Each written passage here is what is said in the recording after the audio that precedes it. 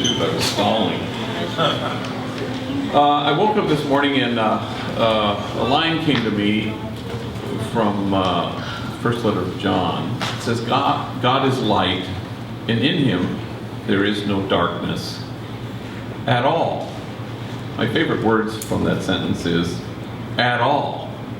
It's so definitive and certain. But we're human beings.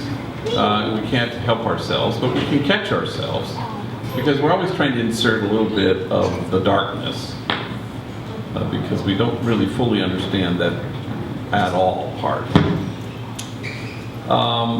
So I get a text from a homie who sends me a photograph, and in the photograph is a picture of his car, completely totaled, smashed, and in a ditch. And he said, my kids were in that car. Not a scratch. God is unbelievable. And I wrote back, yeah, she is, I said. But what would have happened if they hadn't survived? What would we have to say about God? That somehow, the fact that there was no scratch at all, God was looking out.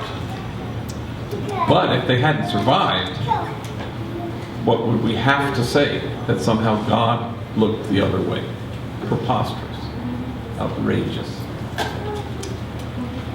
I've buried 194 human beings killed because of gang violence. Not a single one was God's will. Not a single one. And yet, at every funeral, I remember somebody would always walk up to the grieving mother and say, it's God's will. Preposterous. Nonsense. I was reading recently that Jackie Kennedy was resentful almost to the rest of her life because God had allowed her husband to be killed. Outrageous. Doesn't make any sense. Criminals and Gangs Anonymous, which we'll have a meeting today, always talks about how God is not an accomplice. God is not my crime partner, which I think is good. We're human beings. We can't help ourselves, but we can catch ourselves. So, I'm dressed like this today because we're going to bury baby Joshua, Joe and Judy's kid. And apparently, well-meaning, people say stuff all the time. I guess a chaplain from the police department was called in and told them, God has taken your son. Preposterous. Ministerial malpractice. But we're human beings. We can't help ourselves. God is light. There is no darkness at all. Leave it to us to insert a little bit of darkness where there's only light. Because we create God in our own image, we think God is in charge. Because, trust me, if I were God, I would want to be in charge. I'm not God, and I still want to be in charge. But God doesn't know what we're talking about.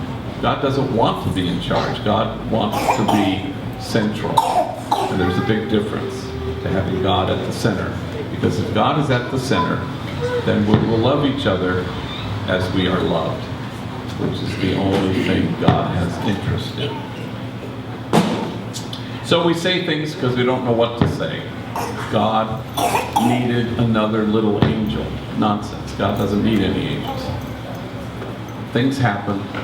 Life happens. God walks with us, never stops loving us, because God is light. And in him, there is no darkness at all.